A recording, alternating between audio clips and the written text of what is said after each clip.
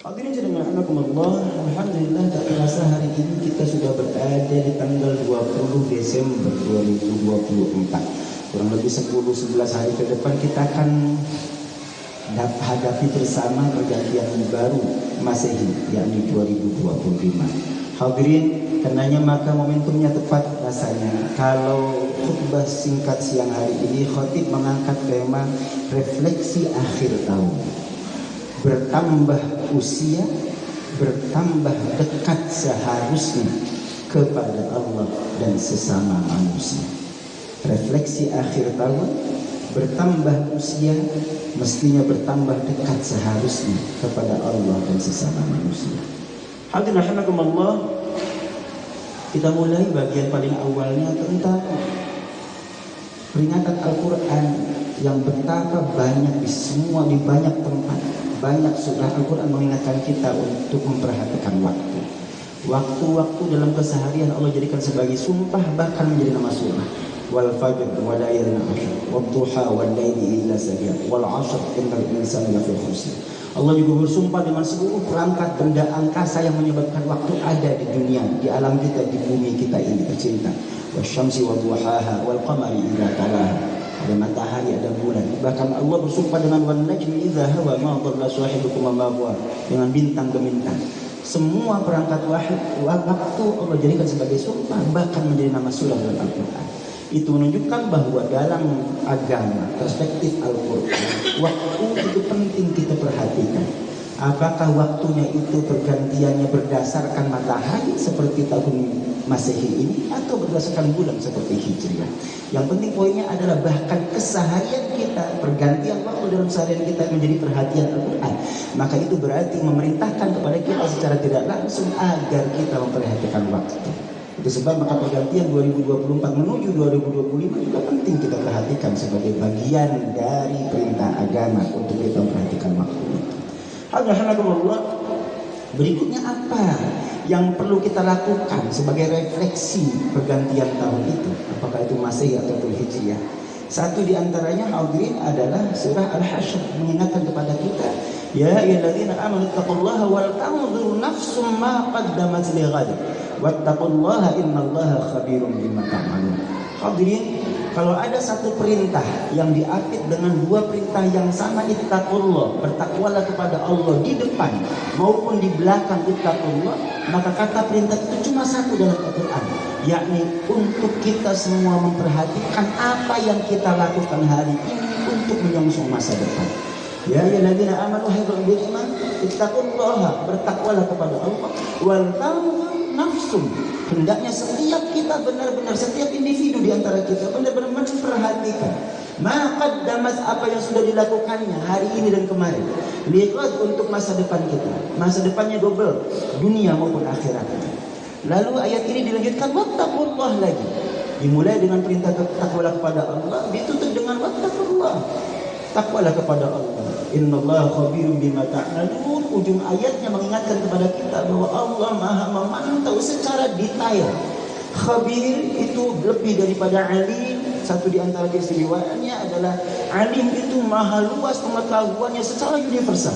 Tapi kalau khabir itu Allah itu maha luas pengetahuannya secara detail.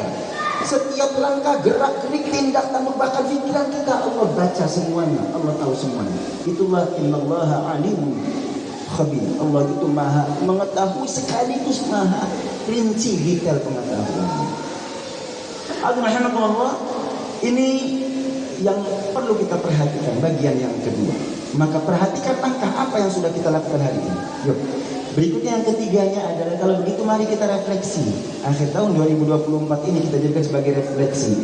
Bagaimana langkah, tindakan yang sudah kita lakukan di tahun 2024 ini? Adakah kebaikan yang terus kita akan lanjutkan di tahun 2025? Atau adakah keburukan yang harus kita tinggalkan dan kita koreksi untuk tahun selanjutnya? Alhamdulillah, satu di antara yang mengemuka dan menjadi keseharian kita di masyarakat kompleks adalah tentang hubungan baik dengan sesama warga. Karenanya maka kemudian tadi refleksi akhir tahunnya khatib sampaikan sambung dengan bertambah usia, harusnya bertambah juga kedekatan kita kepada Allah maupun sesama manusia. Hadirin, fokus kita kemudian bagian yang ketiga ini adalah apakah sepanjang 2024 kita sudah semakin baik hubungannya dengan sesama warga di komplek kita ini, atau justru malahan perlu kita perbaiki di tahun 2025 nanti. Hadirin, bagian yang ketiga ini kita akan kupas mulai paling mendasar. Peringatan Al-Quran. Allah menyatakan dalam surah Ali Imran, surah ketiga ayatnya ayat 112, yang sengaja khotib kutip sebagai pembuka siang hari ini. Allah mengingatkan, Bismillahirrahmanirrahim, duribat alaihimul dhillah, ditetapkan, ditimpakan kepada kalian al-dhillah, kehinaan. Duribat ini fi'il madhi mabni majhul, kata kerja masa lampau dengan pola pasif untuk sesuatu yang belum terjadi. Apa maknanya? Kalau kata kerja masa lampau digunakan untuk masa depan, maka ulama ahli bahasa paham betul bahwa yang dimaksud berarti menunjukkan kepastian.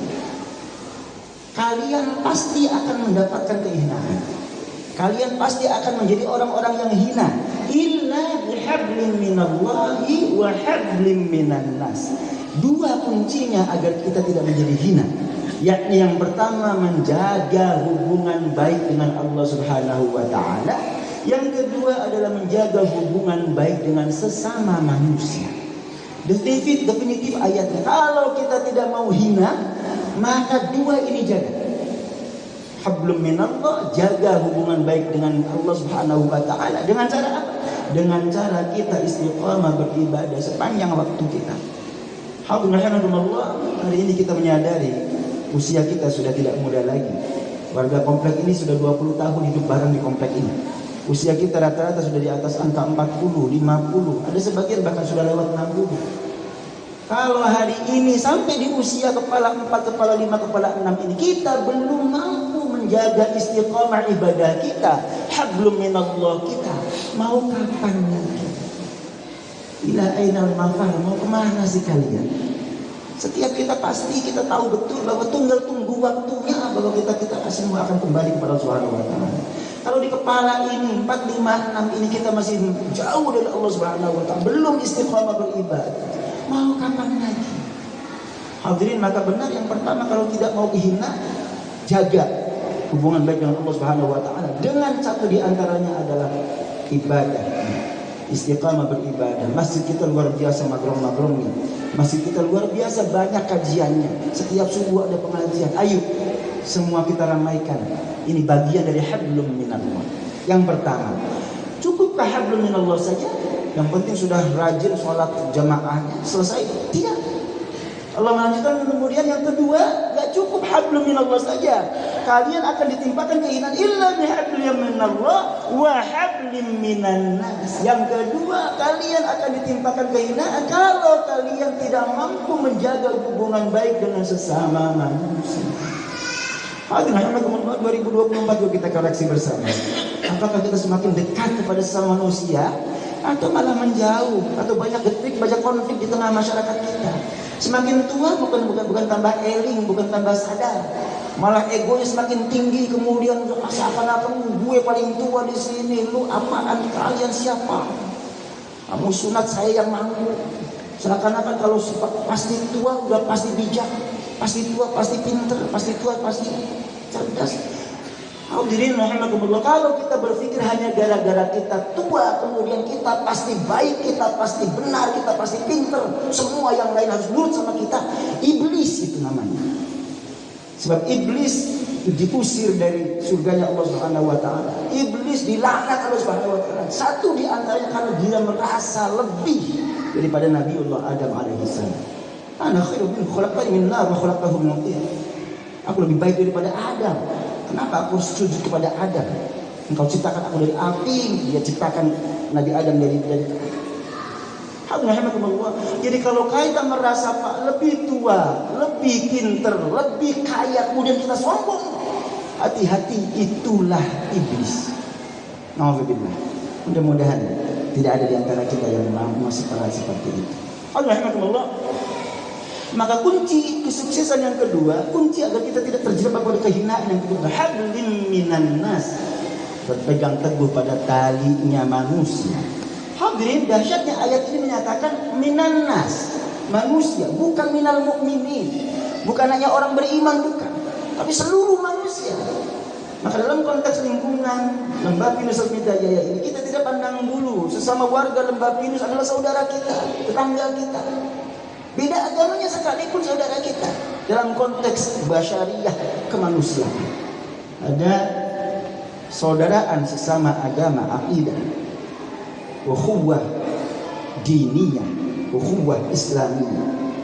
Kalaupun kita tidak seagama, ada yang kedua, ukhuwah wataniyah, persaudaraan karena kita terikat pada NKRI, satu warga negara kesatuan Republik Indonesia.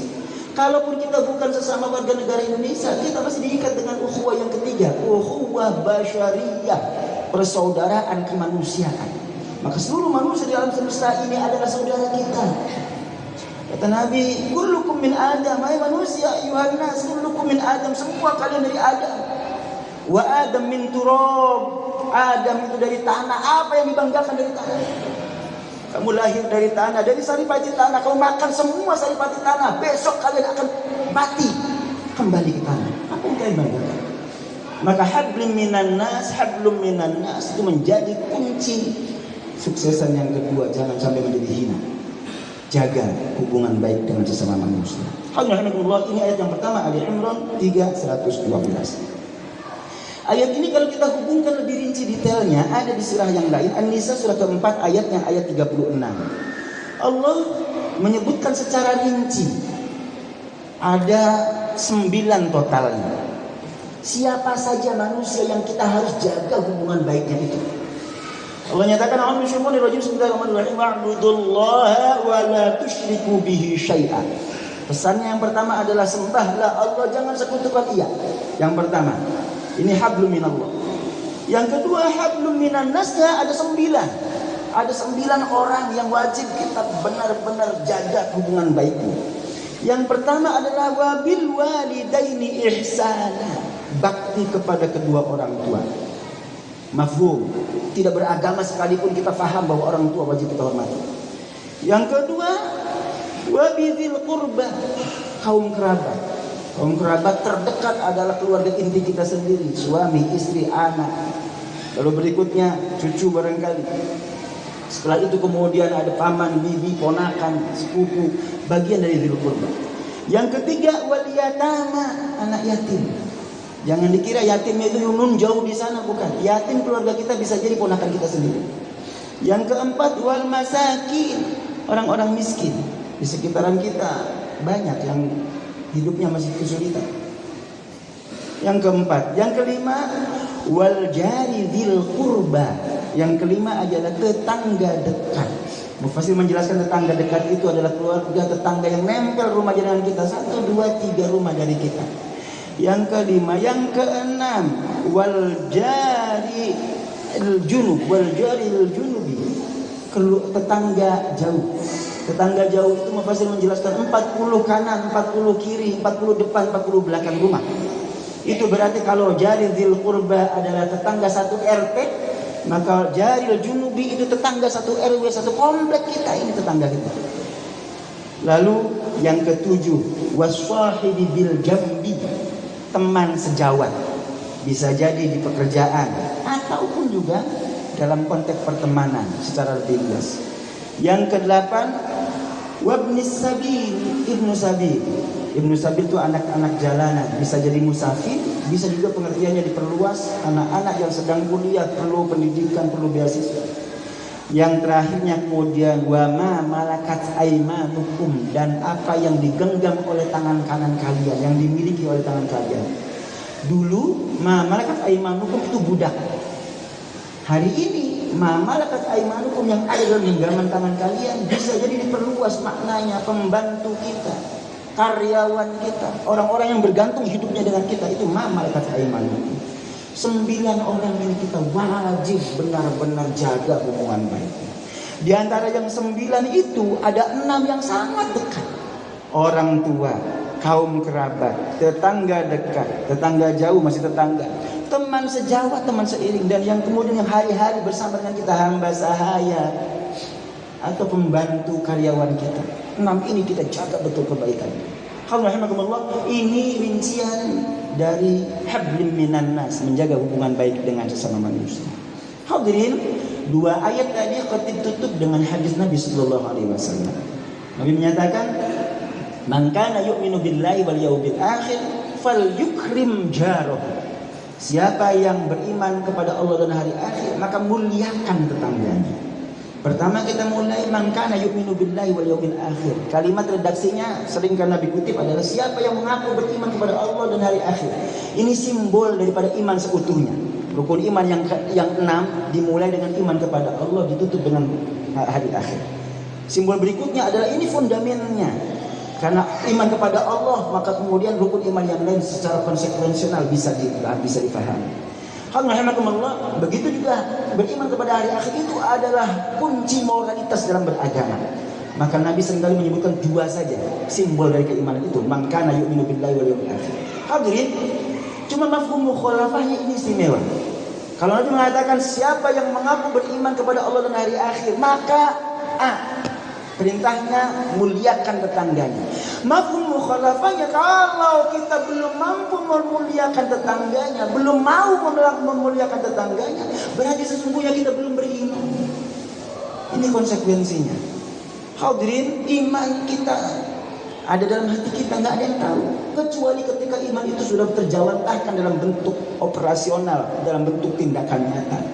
Maka ukuran keimanan orang terlihat dari tindakannya. Tindakannya apa? Yang pertama disebut oleh Nabi sallallahu alaihi wasallam, yukrim jarahu, muliakan tetangganya. Redaksi yang Nabi pilih ternyata, hadirin, ini hadis sahih riwayat Imam Bukhari, sahih juga riwayat Imam Muslim, tapi ternyata variasinya ada 3. Yang pertama fal yukrim jarahu, yang kedua fal yuhsin ila jarihi, yang ketiga fala yu'zi jarahu. Tiga-tiganya ini riwayat Imam Bukhari maupun Muslim dengan redaksi yang berbeda tentang tema yang sama. Alhamdulillah, khatib mengambil ibroh yang istimewa. Gak mungkin Nabi memilih redaksi tanpa perhitungan. Hadis yang tadi dikemukakan dengan 3 redaksi, ternyata bukan kesalahan perawi, bukan kekeliruan menyebutkan redaksinya, tidak. Tapi by design ini pasti disengaja oleh Rasulullah SAW. Apa ini? 3 leveling. Bagaimana kita baik kepada tetangga itu? Yang pertama fal yukrim jarah, yang istimewa adalah muliakan tetanggamu. Hadirin rahimakumullah, kata yukrim itu dari kata karuma, karim, sifat Allah Subhanahu wa taala. Karim itu maha mulia. Maha mulianya bagaimana? Allah itu maha memberi kepada siapapun yang minta. Yang kedua, Allah maha memberi bahkan kepada yang tidak minta. Yang ketiga, Allah memberi lebih dari permintaan. Yang hebatnya yang keempat adalah Allah itu maha karim, memberi bahkan kepada musuhnya sekalipun. Kalau kata karim ini kita ambil fadjukrim jaruh, muliakan tetanggamu, maka baiklah hubunganmu dengan tetangga meskipun dia memusuhimu sekalipun. Ini dahsyatnya kata karim. Ini yang paling tinggi derajatnya, fadjukrim jaruh. Kalaupun kamu belum mampu melakukan itu, maka yang kedua, falyuhsin ila jari, berbuat baiklah kepada tetanggamu. Nggak bisa kita sampai level bisa memberi kepada orang yang membenci kita misalnya. Oke, sekurang-kurangnya ada level yang kedua, tetap hubungan baik jaga kepada tetanggamu itu. Meskipun dia nggak baik sama kita, misalnya, tetap kita mah baik aja sama dia. Itu falyuhsin ila jari. Hadirin, kalaupun tidak bisa, maka level yang ketiga yang paling akhir paling rendah adalah fala yu'zi jarahu, sekurang-kurangnya jangan sakiti tetanggamu. Kalaupun kita tidak bisa muliakan tetangga kita tidak bisa berbuat baik dengan tetangga kita, maka yang ketiga sekurang-kurangnya jangan pernah sakiti tetanggamu. Ini pesan Nabi sallallahu alaihi wasallam, hadisnya sahih riwayat Imam Bukhari, Imam Muslim dengan 3 redaksi yang istimewa, berpesan kepada kita untuk benar-benar memuliakan tetangga, kompleks lingkungan kita. Mudah-mudahan kalau setiap kita menyadari hal ini, kita menjadi orang-orang yang senantiasa istiqomah menjalankannya, memuliakan sesama tetangganya, hormat kepada tetangganya, berbuat baik kepada tetangganya, menghargai tetangganya, sekurang-kurangnya tidak menyakiti tetangganya. Mudah-mudahan kehidupan kita di komplek ini semakin damai, guyub, rukun, insya Allah akan bertambah-tambah kebaikannya. Insya Allah di masa depan Allah ridho kepada kita. Insya Allah kemudian komplek kita menjadi baldah thayyibah wa rabbun ghafur, dan kita Allah kembalikan surga jannatul na'im.